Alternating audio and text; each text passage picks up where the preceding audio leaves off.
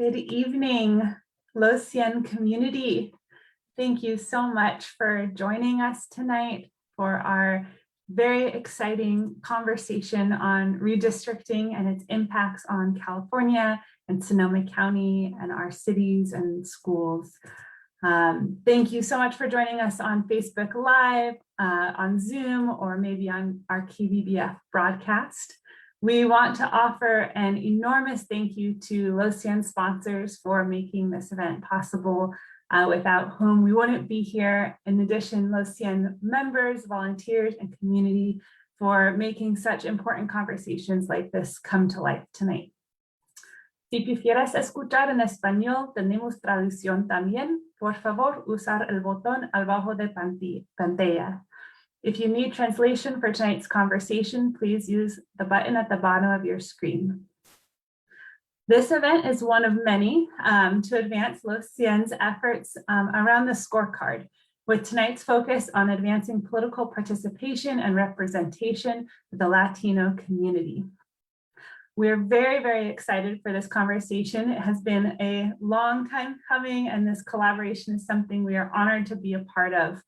Tonight, we are joined by both members of California's Citizens Redistricting Commission and the National Association for Latino Elected Officials, or NALEO, and their Educational Fund. This is an incredibly important conversation, as redistricting has huge impacts in Sonoma County and can greatly impact the Latino community. And these types of conversations really depend on community involvement and only happen every 10 years. So we hope that you will continue to stay engaged past tonight, as this will be an ongoing conversation well beyond this evening.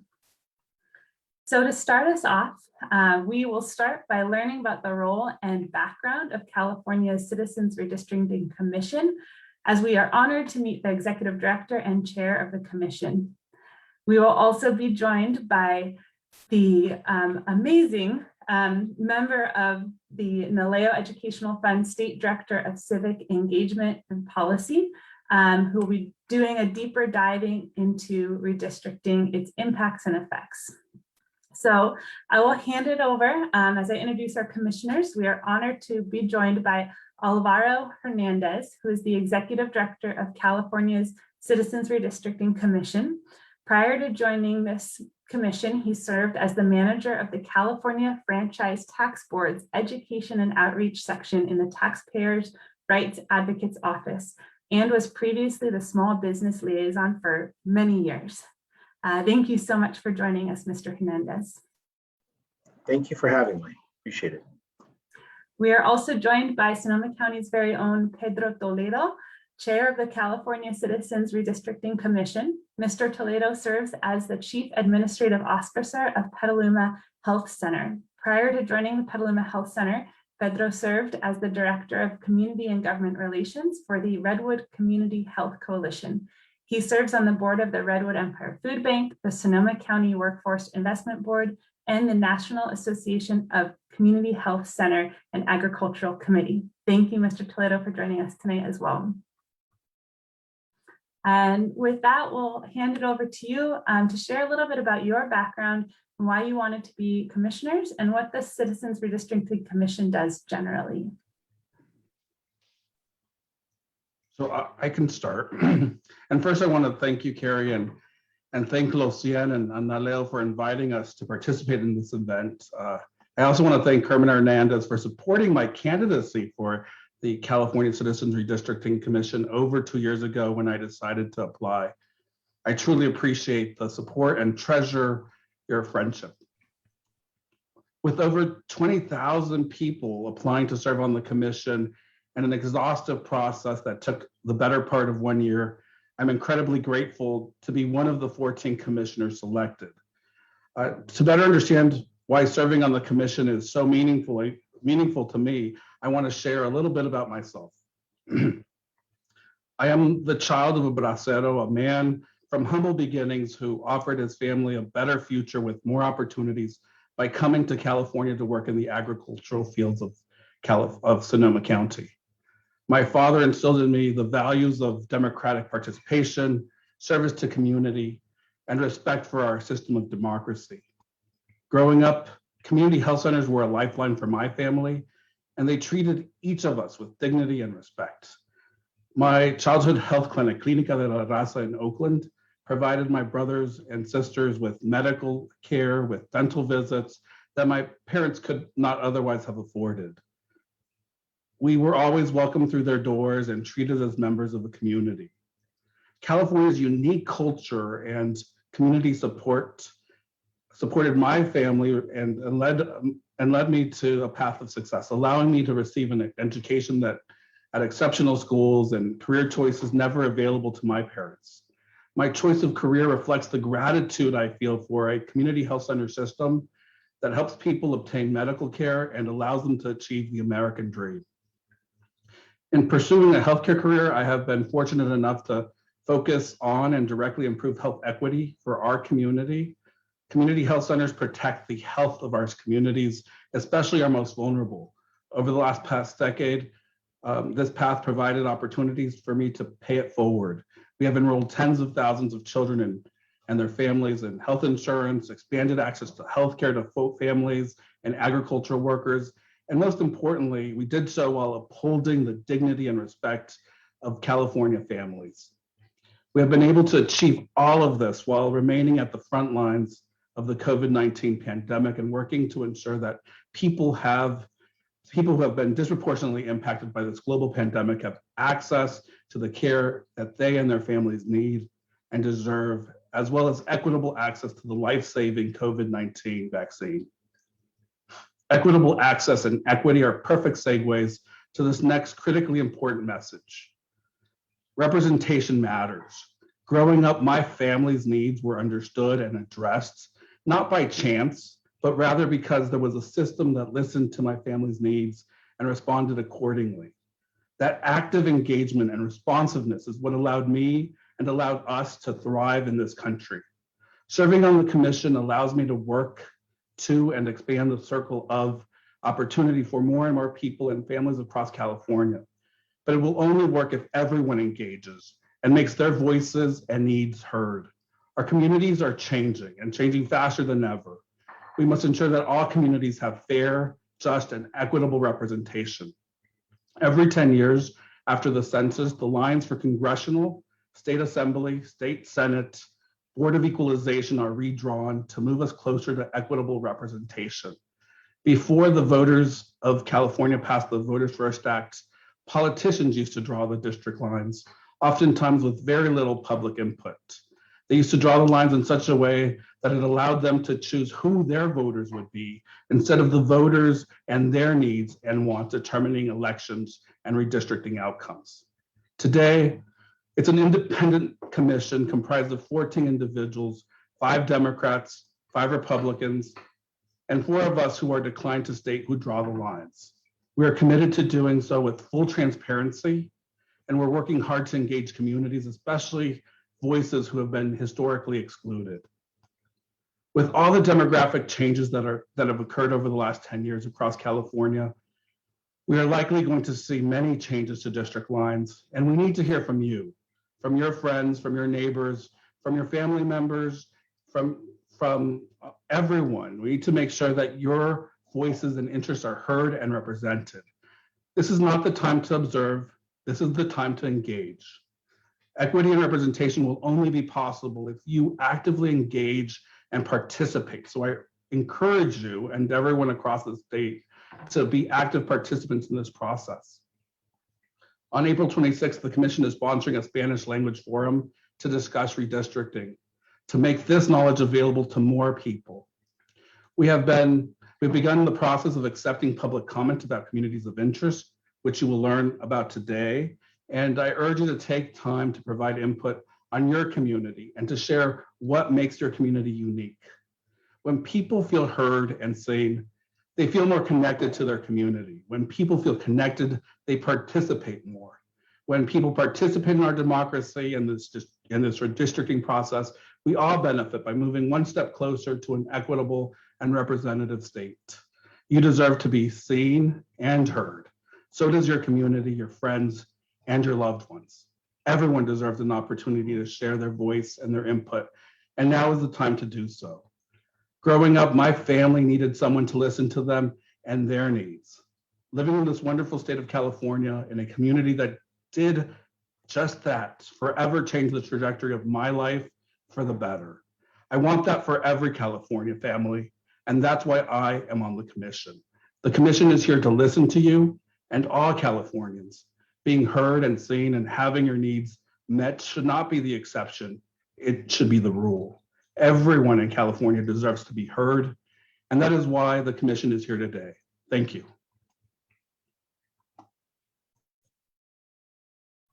Thank you so much, Mr. Toledo. Your passion is very incredible and very obvious. Thank you so much for your service to your community and to Sonoma County and now well beyond across California.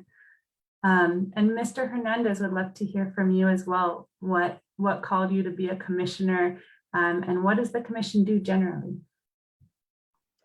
Well, first, I someday hope to be a commissioner. I'm actually the executive director, and what that role is to provide support for the commissioners and make sure that they have all the tools, resources available to them to make sure that they're able to meet their responsibility of completing the maps that Commissioner Toledo mentioned.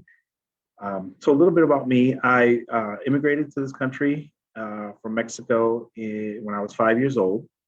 I won't date myself, but it was a long time ago. And so since then, I've been a native Californian. I consider myself a native Californian in the northern region, Sacramento in particular.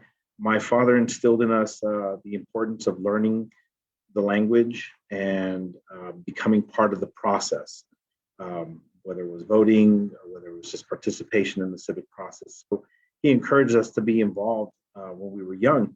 And so that really kind of set the tone for my career, I guess you can call it. I was involved with the nonprofit organization for many years after college.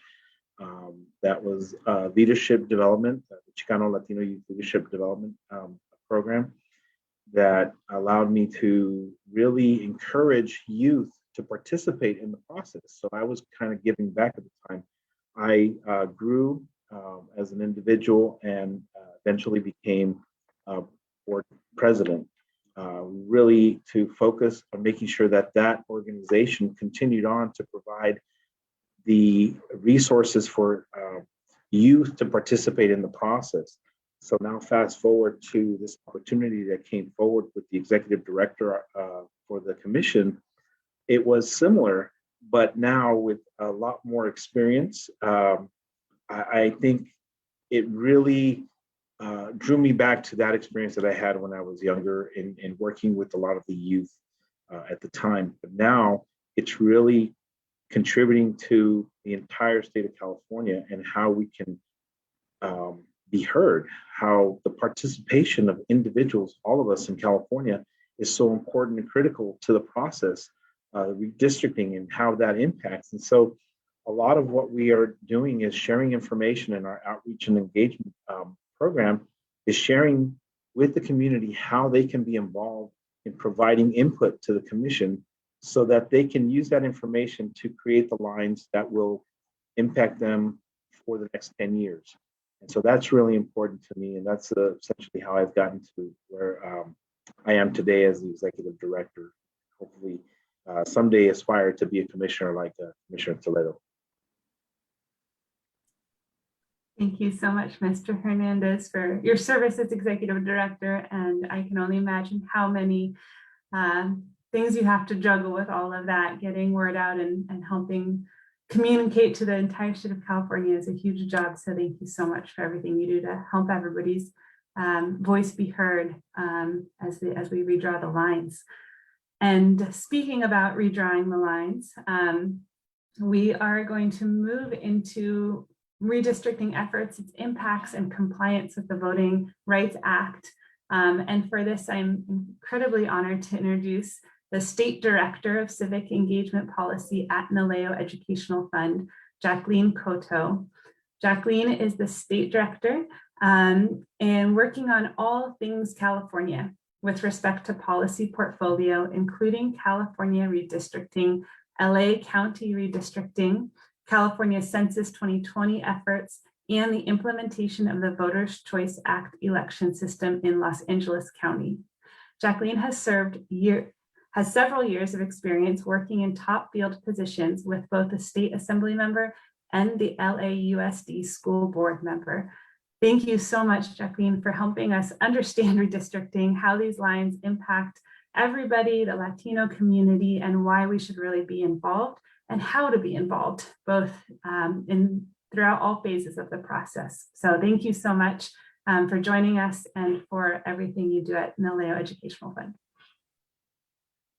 Well, thank you, Carrie, so much for that wonderful introduction. Good evening, everybody. Again, my name is Jacqueline Cotto, and I'm the State Director of Civic Engagement Policy with NALEO Educational Fund. I want to thank Los Cien, Sonoma County for your welcome invitation to host us today.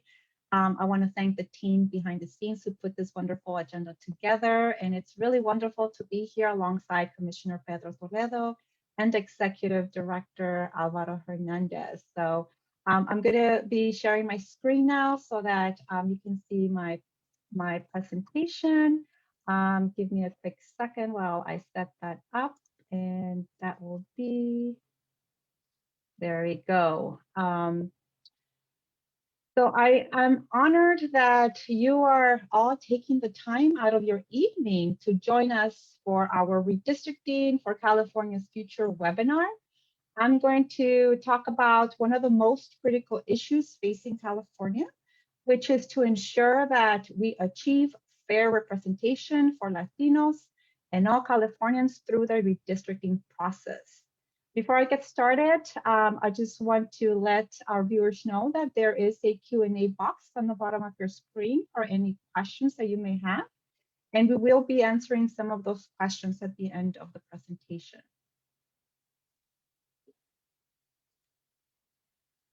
I want to start off with saying that in California, 40% of the state's population is Latino. So to ensure the prosperity and well-being of all Californians, Latinos must have the ability to elect representatives who are accountable and responsible to their issues. Redistricting plays an important role in determining whether Latinos have this ability, and the lines that are drawn during the redistricting process will determine the shape of our democracy for the next 10 years. So given that our mission here at NALEO Educational Fund is to facilitate the full Latino participation in the American political process, then redistricting is really one of our top priorities. So in this webinar presentation, I will be covering why redistricting is important to the Latino community. I will also discuss the role of the California Citizens Redistricting Commission, including the timeline and the criteria used for drawing maps. And then I will cover how community members can get involved in the California's redistricting process. I want to start with just a very basic discussion on fundamentals of redistricting. And the million-dollar question here is, what is redistricting? Every 10 years after the federal government publishes updated census information, California must redraw the boundaries of its congressional, state senate, state assembly, and state board of equalization districts so that the districts correctly reflect the state's population. Here, I have a graphic that represents a jurisdiction. It could be a state, a city, or a county, but this entire graph is a fictitious district. You can see in this example that we have approximately 20 people inside the districts. The blue wiggly lines right here indicates that the districts have been divided into 4 districts, and each of the district has a population of 5 residents in each. The census data helps us determine how to draw districts with about the same number of residents, because under the US Constitution, to have fair representation, there must be roughly equal population in every single district. So here, this is a similar illustration as the previous slide, but now we see that over time, the districts are now uneven in population size. There's no longer 5, 5, 5. We have different numbers. People move around to different cities. They go in and out of states. Communities shrink and grow. So many other factors that create population changes. And since the last redistricting cycle 10 years ago, we no longer have districts that are roughly equal in population and size anymore. So that's why we have to draw the district lines again, because as communities change, we must reflect those changes to maintain population equality and rebalance those districts. And again, we use decennial census data to redraw the lines. And that's basically what redistricting is. I want to mention that any of you who are active during the census 2020 and participating to promote a fair and accurate count of the Latino community, you actually got a head start on preparing the work for redistricting. And I know that Sonoma County were very engaged in this process, and I just want to acknowledge that we are very thankful for your collaboration and contribution on the work done on the grounds for the Census 2020. So the next question, why does redistricting matter? Well, how the lines are drawn are very critical to determining if different population groups can elect candidates of their choice and have a say in the outcomes of elections. And here, again, I have another graphic that represents 4 fictitious graphics that can be either a city, a county, or any jurisdictions. The district lines have been drawn to have 4 residents in each district, which seems equal in populations. And as an example, I just want to point out that these brown figures represent Latinas as the demographic sample for this specific presentation, but this example can be used for any underrepresented group. Now, the way the district lines in red right here, as I'm pointing out, they look like a cross. The way those lines are drawn, you can see that in this shape, there's only 1 Latina in each district, which ends up making only 1/4 of the overall population in each district. So in this scenario, you can see that the Latina community has been disenfranchised because they don't really have a strong voice in any of the districts that were drawn, for them to have a fair or effective opportunity where they can elect leaders of their choice. Now, in this example, we have the same population as before, but now you can see that the lines in red, the district lines, are drawn differently.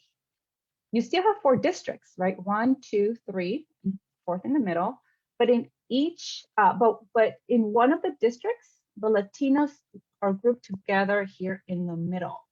Now they make up 3/4 of the population in this one district.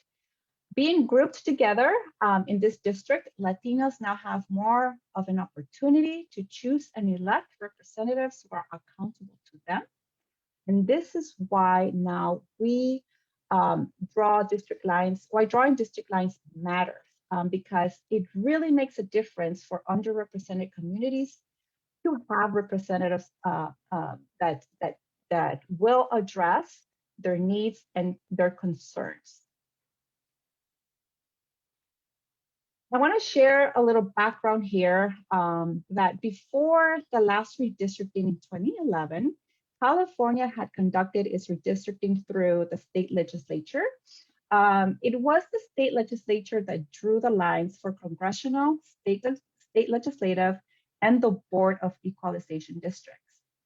However, in 2008, California voters enacted the Voters First Act that authorized the creation of the independent California Citizens Redistricting Commission and transferred that responsibility of redistricting from the state legislature to the commission. Now, the role of the California Citizens Redistricting Commission is to draw maps to 4 different bodies of government. So approximately 53 districts for the US House of Representatives will be drawn. The reason why you see an asterisk next to the number 53 here is because there is a possibility that California may lose a seat or 2 in this redistricting cycle. The census apportionment data is what determines the number of seats that each state gets for the US House of Representatives.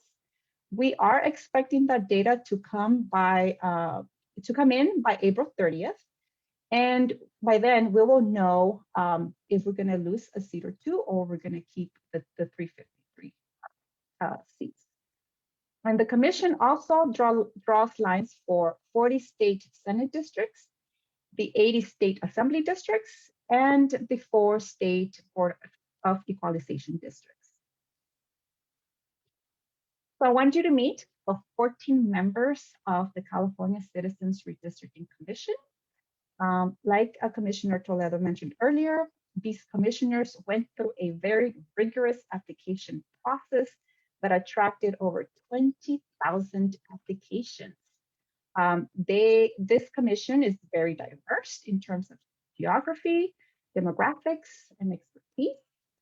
It includes 8 women, 6 men, and 4 Latinos. The commission is made up of 5 Democrats, 5 Republicans, and 4 members that are not affiliated with either of those 2 political parties. This is actually the 2nd commission, with the first one being back in 2011. Now, these are the commissioners that will be making decisions about drawing the state district lines for California. And we are very excited to have Commissioner Toledo here today with us, joining our efforts. So next, I want to move on to addressing the criteria that the commissioners will use for drawing district maps. The California State Constitution lays out these specific criteria in order of priority. The first one, being the highest priority, is that districts generally have to be equal in population. Again, that's to comply with the US Constitution to ensure fair representation. Second, districts must also comply with the Federal Voting Rights Act, which has been a very powerful tool that protects Latinos and all the other underrepresented groups from discrimination. I'm going to cover a little bit more about the Federal Voting Rights Act and the compliance in a little bit. Third, districts also have to have contiguity, which means that all parts of the districts have to be connected with each other. So for example, if you can't have a district where one part of the population is on one side of a tall mountain range where nobody can get around to, and then the other part of the district is on the other side of the mountain range. All parts of the districts have to be connected. The fourth priority is that we have to respect the geographic integrity of localities, neighborhoods, and communities of interest. And I'll be covering what is a community of interest later in this presentation. But much of our work here at NALEO is to help obtain community of interest input that the commission actually will need. The fifth criteria is that districts also have to be geographically compact. The population of the district cannot be dispersed too widely. And finally, the sixth criteria is that where practicable, there has to be nesting. That is when each Senate district has to be comprised of 2 adjacent assembly districts And each Board of Equalization district has to be comprised of 10 complete and adjacent Senate districts. But again, as a reminder, that these criteria are in order of priority. So if districts have to be drawn to comply with the requirements in the US Constitution and the Voting Rights Act, but they are not perfectly compact or perfectly nested, the Constitution and the Voting Rights Act are higher priority than the other criteria. Next, I'd like to talk more about the compliance with the Voting Rights Act. The Federal Voting Rights Act, known as the VRA, has been a very powerful law that prevents discrimination in election and voting practices against Latinos and other underrepresented communities of color. And in the context of redistricting, the Voting Rights Act has been used in litigation to prevent redistricting or to challenge redistricting that deprive the Latino community of a meaningful opportunity to choose the candidates of their choice. So there has been two very notable cases involving the use of the Voting Rights Act in California that has helped the Latino community. The first one was back in 1991 in Los Angeles County. A decision was made where the court found that the County Board of Supervisors had historically and consistently discriminated against Latinos when drawing supervisorial districts that had intentionally broken up the community into several different districts to prevent Latinos from electing their candidates. Because of the redistricting that resulted after the 1991 decision, we saw the first Latina elected to the LA County Board of Supervisors, and that was Supervisor Gloria Molina. And more recently, in 2018, in Kern County, a court found that redistricting there, again, divided the Latino community in a way that did not provide them an opportunity to choose their elected representatives with the map that had been proposed. And as a result, a new map was drawn that kept the Latino community together in a way that provided them with fair representation. The Voting Rights Act compliance is really determined by a very complex combination of demographics, geographic voting, and historical data and factors. We are really going to keep an eye out for the compliance with the VRH during the redistricting process, because it is so important to protect the Latino community from discrimination. So I want to come back to describing and talking more about what a community of interest is. All right, community of interest is known as COIT, which is another important criteria for redistricting. And when thinking about communities of interest, they are basically the building blocks of the district.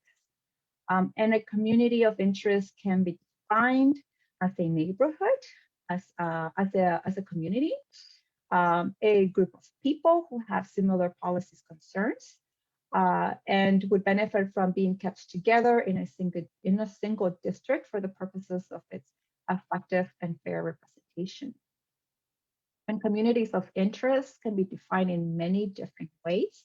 They can be defined as a group of people who have shared ancestry, shared history, shared language, como nosotros los latinos aquí que hablamos español. It could be people who use the same transit lines or who live in a particular area with similar geographic features like the foothills of a mountain, a valley, or a rural area. It can also be people who celebrate the same cultural events or go to the same cultural centers. So for example, I am a Latina and I am a salsa dancer. So cultural events and cultural centers are particularly important to me because I would want to keep my salsa community together. So we can. And for Latinos, we know that many of our communities and neighborhoods share similar concerns, such as issues in the education system or health policy. And so community members who come together to advocate for neighborhoods, for neighborhood issues, can also be considered a community of interest. So in addition, there are certain map requirements intended to prevent undue partisan or political influence when drawing maps.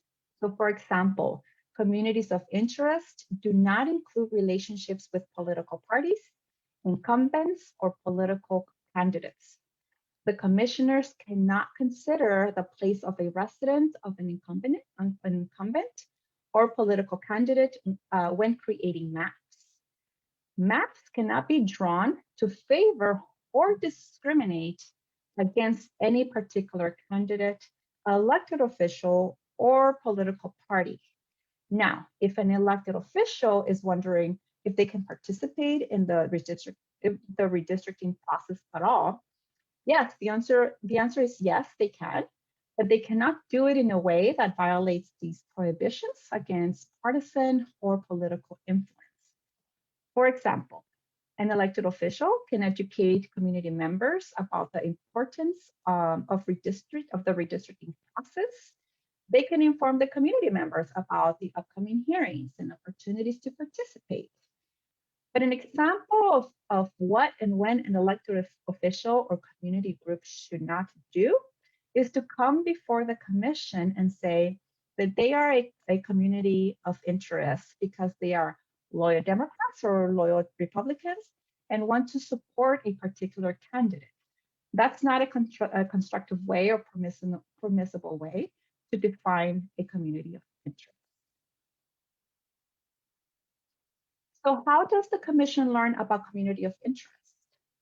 Well, we here at NALEO, we are going to mobilize the Latino community so that people can share with the commission what they define as their community of interest. There's going to be a lot of different ways to provide this input. Community members can do that through their personal testimony. They can do that through written descriptions. They can submit boundary lines or a map describing what makes up a community of interest. The commission has an online platform, drawmycacommunity.org, where you can virtually go online to draw a COI map. And also the commission is working on a paper COI tool that is going to be available to the public soon. But bottom line, it's up to the local community members who define their own communities of interest. And this is why participating in redistricting is one of the most democratic ways for people to become involved, because they tell their own stories about what makes their neighborhoods, their region, their area unique, and why they should be kept together in the same district.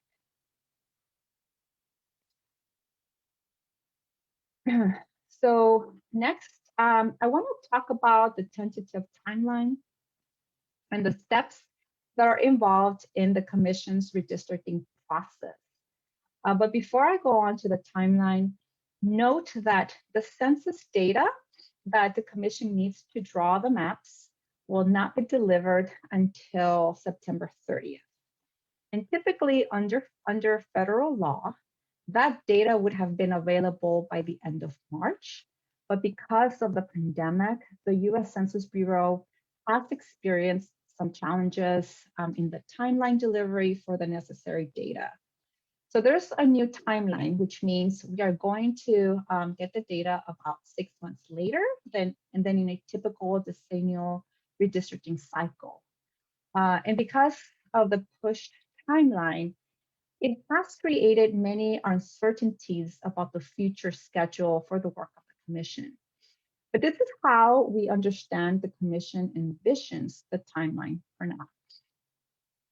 First, between February and May, The commission has been working with partners to do education presentations statewide on the basics of redistricting, much like this one, the one I'm doing right now.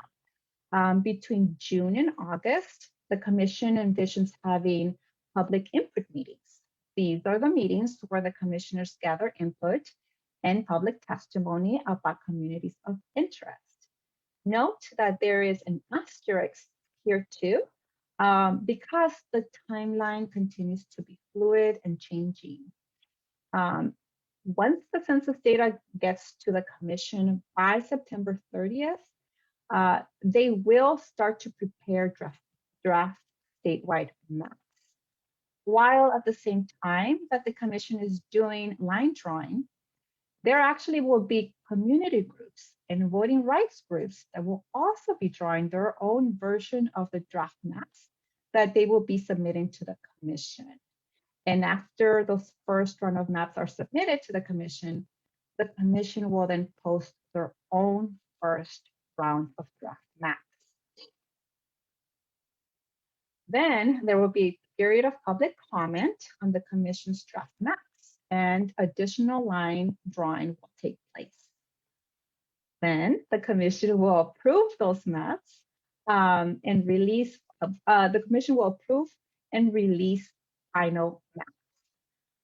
Those final maps will then go to the California Secretary of State. So again, this timeline may change given the census data delay.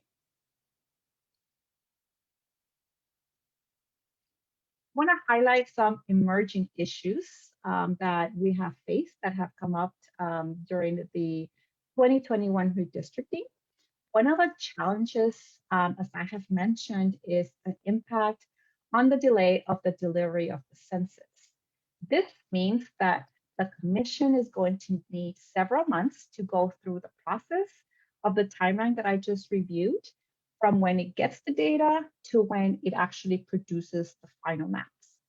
Now, so if we think about the other end of the timeline of what is going to happen in the year 2022, we have election officials who need approved district lines well in advance of the June 7th, 2022 primary.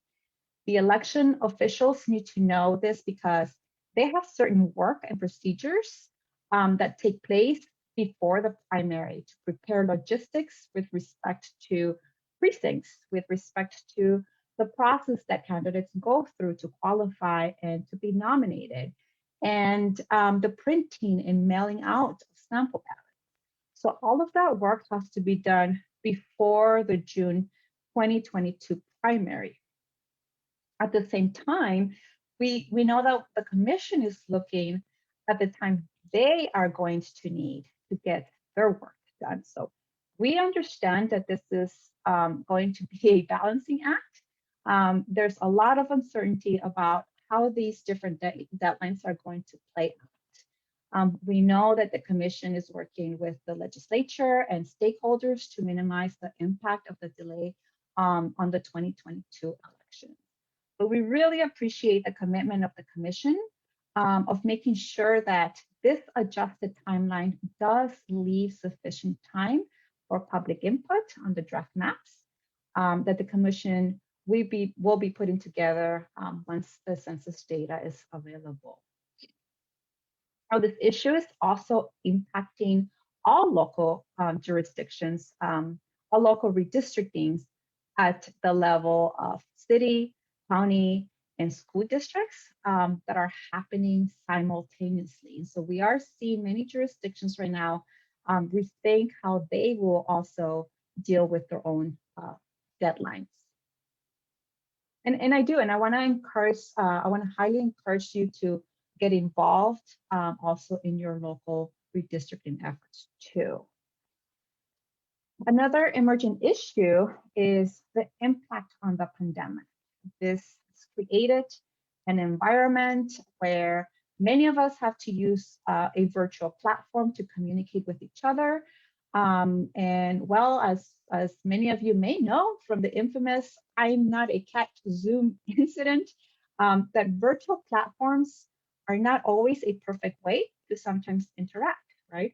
Don't worry, I don't have a cat, so you won't see any cat walking across your screen here. But in particularly for the Latino community, we know that many of our communities don't have access to telecommunications technology. This may also create challenges for those of us who have to go out to organize in the community during this pandemic. And so we did learn a lot from our census organizing work, and we are hoping to use those lessons learned as we move forward with our redistricting. So how can you partner with us on our redistricting efforts? Well, here we at NALEO, we are launching our Latinos Draw the Lines campaign. And there are a few opportunities for you to work with us as we move forward to mobilize the Latino community to participate. You can sign up with us to receive updates on the redistricting process and share with your network. You can co-host a webinar such as this one on the basics of redistricting to educate your community members. You can co-host a community of interest workshop that will help the community members prepare to provide testimony. And we will be having these workshops in English and in Spanish. You can also participate in advocacy efforts directly with the Commission in regards to providing public input on the draft maps or on any other matter. We are also engaging in one other activity because California is a very diverse state. And so we want to make sure that the lines that are drawn provide fair representation for all of our diverse communities. So we are collaborating on unity mapping efforts where we are joining with our partners in the Black community and the Asian Pacific Island community to see if we can come up with a unity map that protects the voting rights and the electoral opportunities for all of those different groups as well. Well, thank you so much. This actually concludes my presentation. My contact and my team's information is on the slide. Rosalind Gold, our Chief Public Officer, Giovanni Hernandez, our California Redistricting Program Manager, who is behind the scenes helping right now. And you can email us. You can also follow us on social media. I want to thank you so much for your interest in learning about the redistricting office work and for being here today and spending your evening with me. And we are happy to take a few questions. Thank you so much, Jacqueline. That was a very thorough presentation. And while it feels like there are a lot of unknowns, that helped answer a lot of questions about ways to engage and how important it is for the community to engage and define themselves as a community of interest. And we have had a couple questions come up that have been answered in the chat. Really appreciate engagement. So if you have any other questions for Jacqueline or our commissioners or executive director of the commission, please, we encourage you to send them our way. We will be able to post the PowerPoint on our website so you can continue to pass on this educational opportunity to others. As folks gather their questions together, one of the things that came up is around the time impact of having this data delay pushed to September 30th. And it looks like there are a lot of concerns coming up about engagement, shortening the time of public comment, the impact on local redistricting. Can you share a little bit about what is being done to mitigate some of those concerns? I certainly can chime in here. The census delay is a challenging situation. We will have a constrained timeline because it's not just our calendar. So our calendar impacts the electoral calendar. If we want a primary the summer of next year and in June of next year, then there's a certain, then we need to have our maps done by as late as end of December, early January. And so the county electoral registrars of election and state secretary of state, there's a lot of work that happens after the maps are drawn. And so those are all things that we're considering right now as we deliberate, because we also are cognizant that we'll be drawing the maps during the holidays, right? At this point, all commissioners and the executive director and our staff at the commission are committed to working through the holidays and having the maps done, because that is our charge, and that's what we're here to do. That being said, we're working very hard to ensure that the outreach that's necessary to get the input happens as soon as possible, and that starts with these education forums, but then into the community forums where we'll be hosting starting in June. And the community of interest information can start to come in June before the census data, because we don't need census data for communities to be able to tell us about their communities of interest and the uniqueness of their communities. And so that being said, I think we will have a constrained timeline, and but we're going to make sure that we have meaningful participation and engagement across all states. And we'll really, at this point, my recommendation to communities is to get your input in early and often, so that we hear it now and we get it. It's in our software, in our data bank. And so that when we come and start working on districts that are in your area, that we already have that input, and then when the draft maps come out, we'll be able to have a further conversation about that. So get your input in early and tell us about your community. Thank you, Mr. And don't wait to the last moment. Do it now.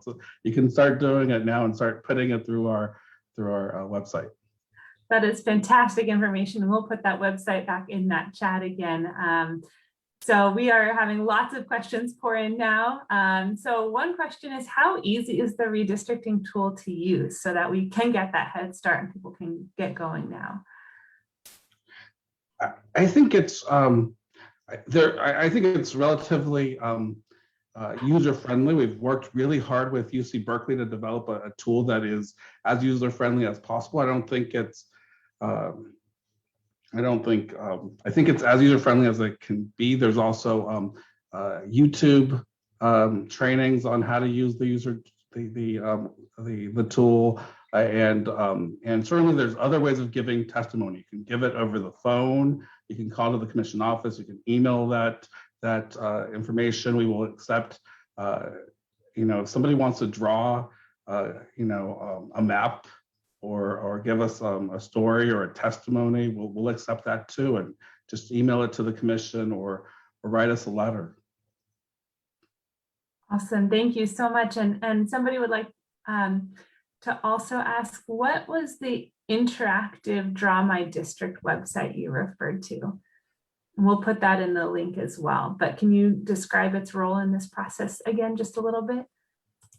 So the interactive tool allows it's a tool that allows one to draw your community, to put markers. So if there's a community center, a community health center, a hospital, in our area, it might be a community of interest may have to do with wildfires or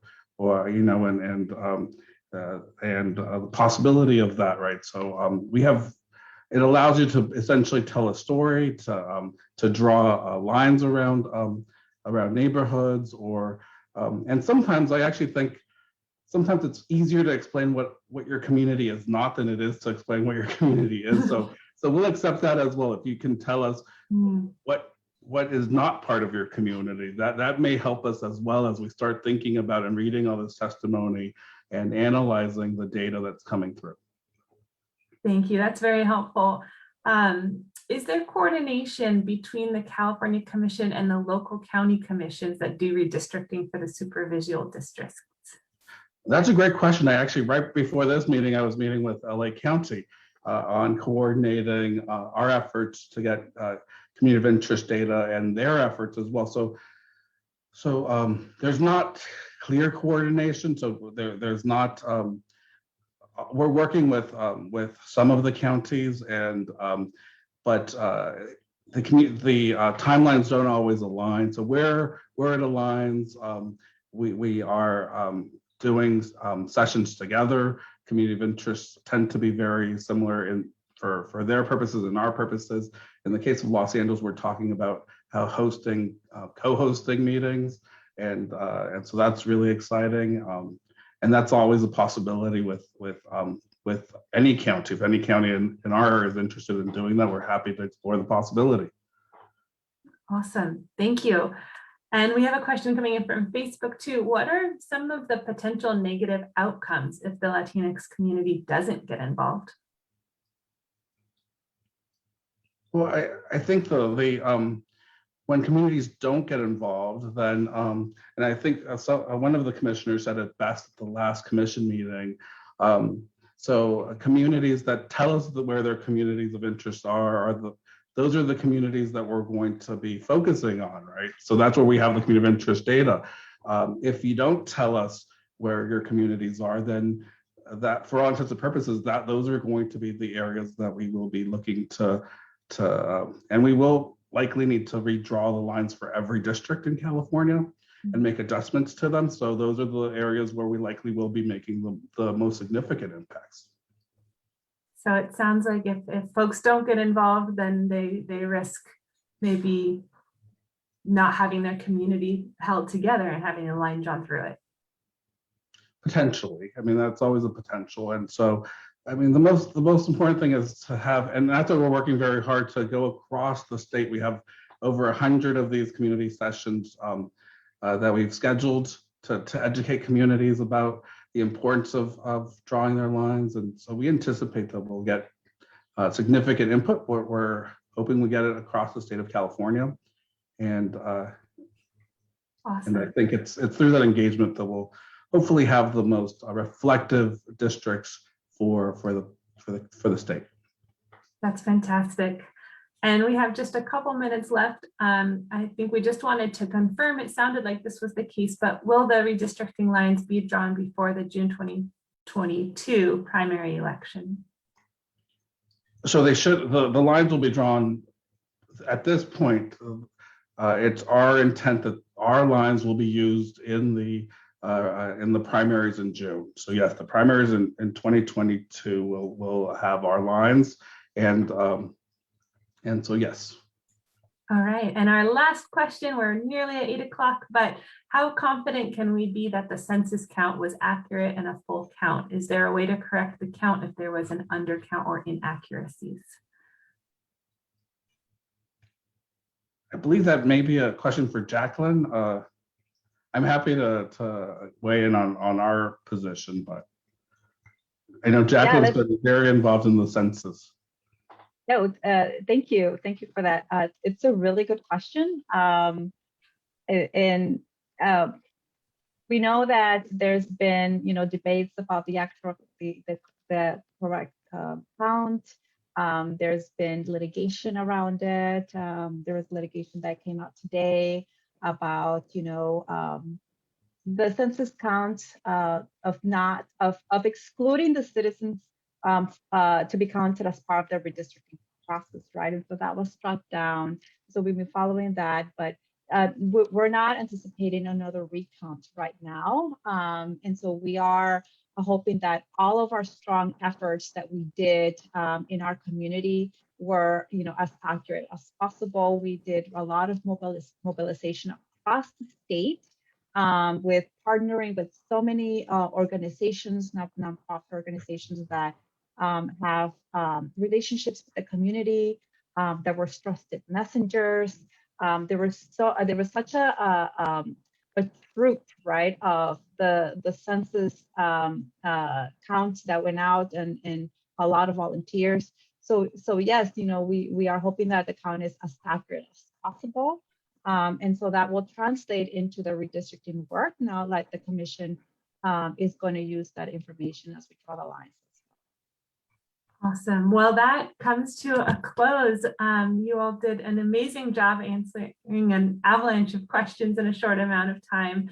Thank you, everybody in the Los Cien community of interest for your engagement and questions. We have posted the links again for the California Citizens Redistricting Commission website, as well as the mapping tool, drawmycaliforniacommunity.org in the website, in the chat. We will post the slides on the website as well. Thank you so much, Jacqueline, for the other opportunities to get engaged. I encourage everybody to continue to dive in more into this, and we'll continue the conversation for this very important once every 10 years event. Thank you so much for joining us this evening. It's been an honor to have you. Thank you, Carrie. And thank you to Los Cien. Thank you, Carrie. Thank you everyone for being with us today. Have a good night. Have a good night, everybody.